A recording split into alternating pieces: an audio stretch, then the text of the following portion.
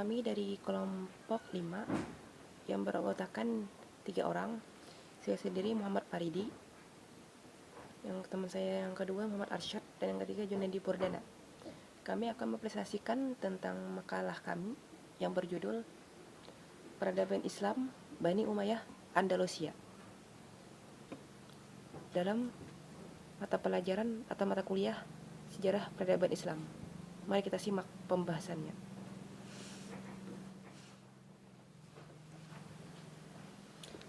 Kita masuki sejarah masuknya Islam ke Andalusia. Bagaimana sejarah Islam masuknya Islam ke Indonesia? Pada masa dahulu, Andalusia merupakan wilayah kerajaan Romawi. Andalusia semula disebut Pandalusia. Jadi, negara Pandal itu termasuk merupakan dari negara Spanyol.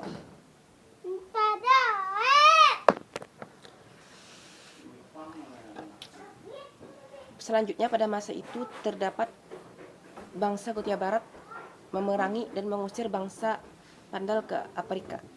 Di sana mereka mendirikan sebuah kerajaan yang bernama Gothia Barat. Jadi Gothia Barat itu sebuah kerajaan Kristen ya, yang mendirikan di Andalusia. Lalu pada tahun 710 Masehi, Raja Gothia Barat meninggal dunia dan digantikan oleh Roderick. Roderick ini susuruhan dari Raja Gothia Barat. Sementara putra dan putri Witiza menaruh dendam kepada Raja Roderick. Lanjut. Kemudian mereka, putra dari Witiza tadi, meminta bantuan kepada Musa bin Nusair untuk menggulingkan pemerintahan Witiza.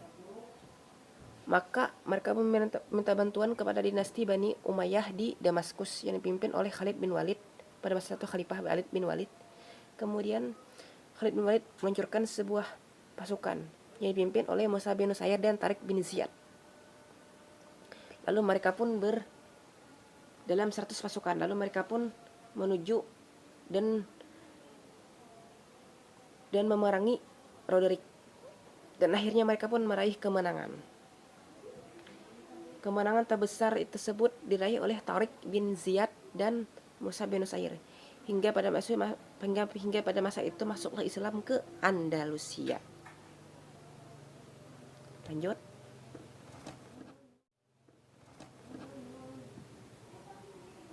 Kemudian sejarah berdirinya Bani Umayyah Andalusia. Pada saat tergulingnya kekuasaan Bani Umayyah dan adalah munculnya kekuatan baru yang diperoleh oleh keturunan Ibnu Abbas Muthalib. Gerakan ini mendapat dukungan dari Mawali dan Syiah. Pada masa itu, keturunan Bani Abbas menggulingkan pemerintahan Bani Umayyah pertama di Damaskus, hingga keturunan Bani Umayyah pun diperangi dan dikurung, dipenjarakan. Namun ada salah satu keturunan Bani Umayyah yang bernama Abdurrahman Ad-Dakhil dapat melarikan diri di wilayah Andalusia. Andalusia pada masa itu diperintah oleh Yusuf bin Abdurrahman Al-Fiqi. Hingga pada masa itu masuknya Abdurrahman Ad-Dakhil ke Andalusia, maka dari itulah Islam berkembang di Andalusia. Ya.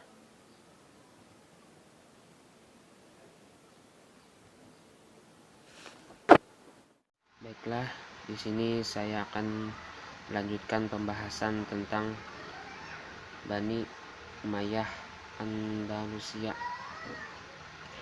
Di sini saya akan menjelaskan tentang pemerintahan khalifah pada masa Bani Umayyah Andalusia. Yang pertama, pada masa Khalifah Abdurrahman Ad-Dakhil. Abdurrahman Ad-Dakhil adalah amir pertama yang mula-mula mendirikan Bani Umayyah Andalusia.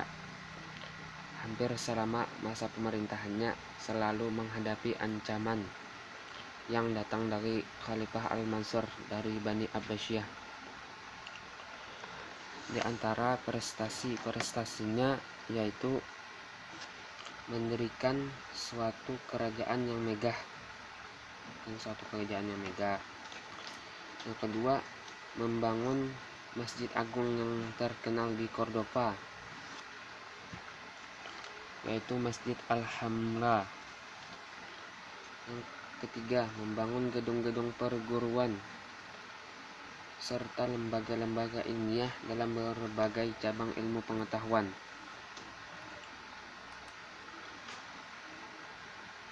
Pada masa pemerintahan Hisham bin Abdurrahman. Hisham adalah putra dari Abdurrahman yang terkenal pemimpin yang saleh dan adil. Pada masa pemerintahan digunakan untuk membangun dan mensejahterakan kehidupan rakyat. Prestasi-prestasi yang dicapai pada masa pemerintahan Hisham antara lain perkembangan ilmu pengetahuan dan penelitian penggunaan bahasa Arab. Kedua, berhasil menyelesaikan pembangunan Masjid Cordova. Yang ketiga, pada masa pemerintahannya mulai berkembang mazhab Maliki dan dijadikan sebagai mazhab resmi negara di Andalusia.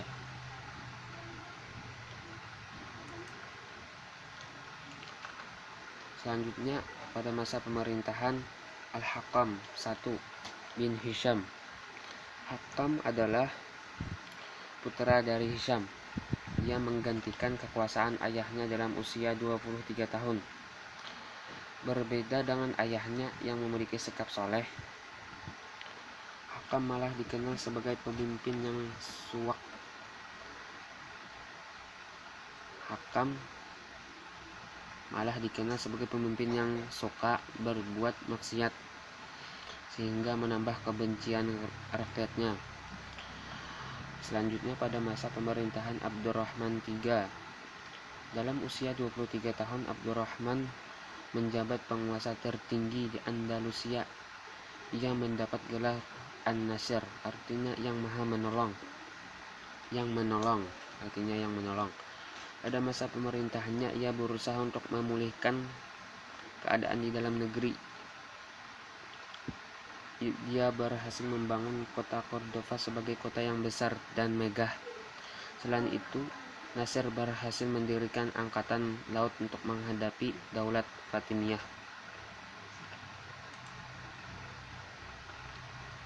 Hakam II. Pada masa pemerintahan Hakam II bin Nasir, ia menggantikan kekuasaan ayahnya menjadi khalifah. Hakam lebih mementingkan perdamaian daripada pengancaman atau peperangan. Pada masa pemerintahannya, dia lebih memajukan ilmu pengetahuan. Hakam II berusaha menyelesaikan pembangunan Madinatus Zahra dan memperluas Masjid Cordova. Dia mendirikan perpustakaan besar sehingga Cordova terkenal sebagai kota ilmu pengetahuan. Assalamualaikum warahmatullahi wabarakatuh. Saya di sini akan melanjutkan presentasi kemajuan peradaban Islam Bani Umayyah Andalusia. Terbagi dalam 3 kemajuan, yaitu kemajuan intelektual, ilmu pengetahuan, kemajuan instruktur, kemajuan teknik. Intelektual yaitu filsafat, sains, fikih, bahasa, dan sastra. Arsitektur adalah Masjid Jami dan Madinah Az-Zahra di Cordova. Teknik membuat kapal hanya bisa menyeberangi Laut Tengah. Berakhirnya kekuasaan Bani Umayyah Andalusia. Berakhirnya itu terbagi menjadi 2 faktor internal dan faktor eksternal. Faktor eksternal, perang bersaudara, perebutan kekuasaan, dekadensi moral para khalifah yang lemah. Faktor internal, konflik Islam dengan Kristen, kesulitan ekonomi, tidak jelasnya peralihan kekuasaan.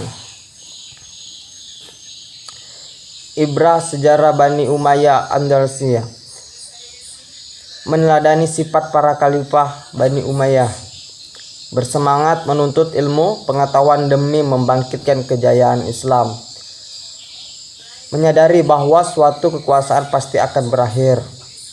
menyadari bahwa suatu pemerintah pasti akan lemah apabila memimpinnya juga lemah dalam kepemimpinan dan tidak melaksanakan amanat sebagai pemimpin. Ya, sekian dari saya. Wassalam.